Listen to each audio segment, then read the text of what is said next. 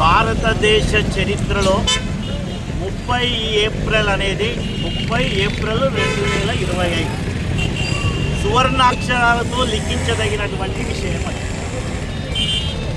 కేంద్ర cabinet India ఆధ్వర్యంలో నడుస్తున్నటువంటి కేంద్ర ప్రభుత్వం, ముఖ్యంగా భారతీయ జనతా పార్టీ ప్రభుత్వం, ప్రధానమంత్రి నరేంద్ర మోడీ గారి ఆధ్వర్యంలో ఒక చారిత్రాత్మక నిర్ణయం, సాహసోపేత నిర్ణయం, జనగణనలో కులగణన కూడా చేస్తామనే యొక్క నిర్ణయం ఏదైతే ఉన్నదో యావత్ భారతదేశ మొత్తం ప్రజలందరూ కూడా హర్షాతిరేకాలతోనే వారికి పాలాభిషేకం చేస్తున్నారు.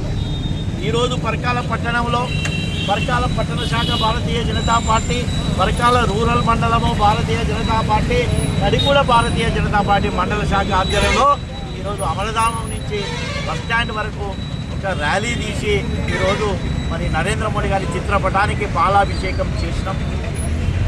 ఇంకా భారతీయ జనతా పార్టీ కార్యకర్తలు ఈ యొక్క కులగణన, ముఖ్యంగా ఓబీసీ, స్వాతంత్రం వచ్చిన కాంచి కాంగ్రెస్ అధికారంలో ఉన్నా కూడా బడుగు బలహీన వర్గాలను ఎప్పటికీ ఓటు బ్యాంక్ అనేది చూసింది, కానీ నిజమైన అభివృద్ధి కోసము చిత్తశుద్ధితో పనిచేయలేదు.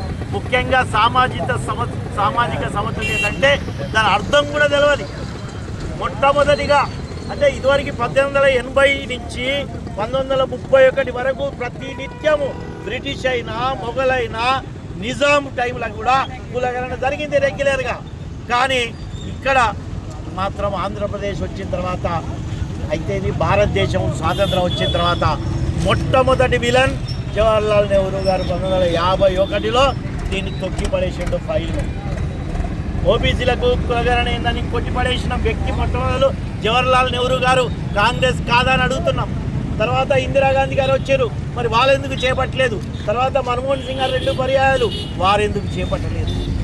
ఇది ఇప్పుడట రేవంత్ రెడ్డి రాహుల్ గాంధీ చెప్తారట, నరేంద్ర మోడీ గారట కులగణన చేస్తారు. అరే బిడ్డ, ప్రతిపక్షంలో ఉన్నప్పుడే సుష్మా స్వరాజ్ గారు లెటర్ రాశారు మీకు. కాంగ్రెస్ మీ ప్రభుత్వం ఉన్నప్పుడే కులగణన చేయాలని డిమాండ్ చేసింది భారతీయ జనతా పార్టీ, సుష్మా స్వరాజ్ గారు. 2014లో మేము మళ్ళీ అధికారంలోకి వచ్చిన తర్వాత 2018లో తాత్కాలికంగా హోంమంత్రిగా ఉన్న రాజ్నాథ్ సింగ్ గారు లోక్సభలో అనౌన్స్ చేసిరు కులగణన మేము చేపడతామని.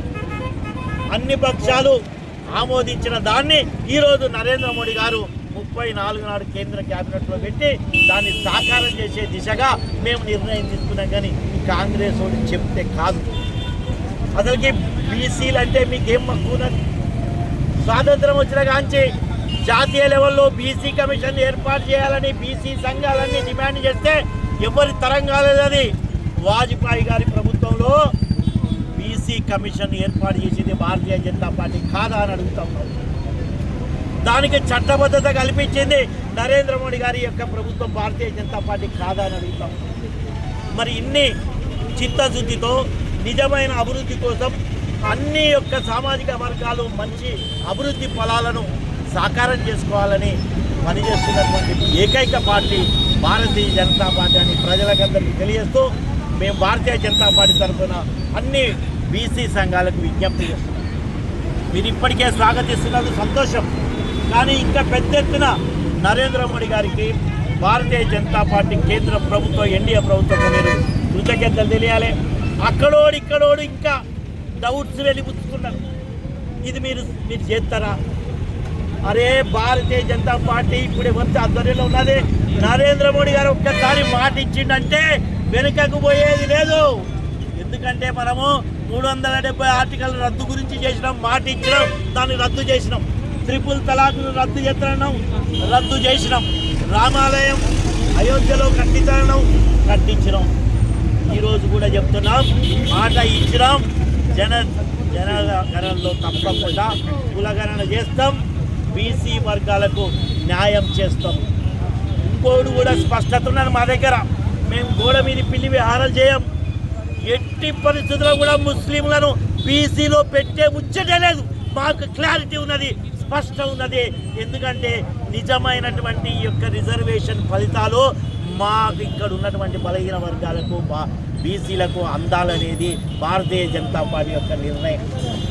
అట్లానే చెప్తున్నాం, ఎస్సీ ఎస్టీలు ఎవరైనా క్రిస్టియానిటీ తీసుకుంటే కూడా వాళ్ళకి ఎస్సీ ఎస్టీసీ యొక్క ఫలాలు అందాయని చెప్తున్నాం. మేము క్లారిటీగా ఉన్నాం. మేము సుప్రీంకోర్టు కూడా చెప్పింది, దాన్ని మేము అమలు చేస్తాం రాజ్యాంగ పరంగా. ఇది ప్రజలకు అందరికీ భారతీయ జనతా పార్టీ తరఫున విజ్ఞప్తి చేస్తున్నాం. ఏ మాట ఇచ్చినా కూడా మేము వెనక పోము. పహల్గామ్లో కూడా ఇప్పుడు మృతి చెందారు ఆ టెర్రరిస్టులు. ఎక్కడున్నా కూడా వాళ్ళకు గుణపాఠం చేసి పాకిస్తాన్కి కూడా బుద్ధి చెప్పేది నరేంద్ర మోడీ గారి అని కూడా నేను ఒక్క నుంచి చెప్తున్న ఈ యొక్క పర్కాల పట్టణ సెంటర్ నుంచి తెలియజేస్తూ అందరికీ కూడా భారతీయ జనతా పార్టీ కార్యకర్తలందరికీ కూడా విజ్ఞప్తి చేస్తున్నాం. ఈ యొక్క కేంద్ర ప్రభుత్వం తీసుకున్నటువంటి సాహసోపేత నిర్ణయాన్ని ప్రజలకు మనమందరం తీసుకెళ్ళి ఈ యొక్క ఫలాల వల్ల వచ్చే లాభాలను కూడా వివరించాల్సిందిగా అందరికీ విజ్ఞప్తి చేస్తూ ముగిస్తున్నాను. భారత్ మాతా కీ జై. భారత్ మాతా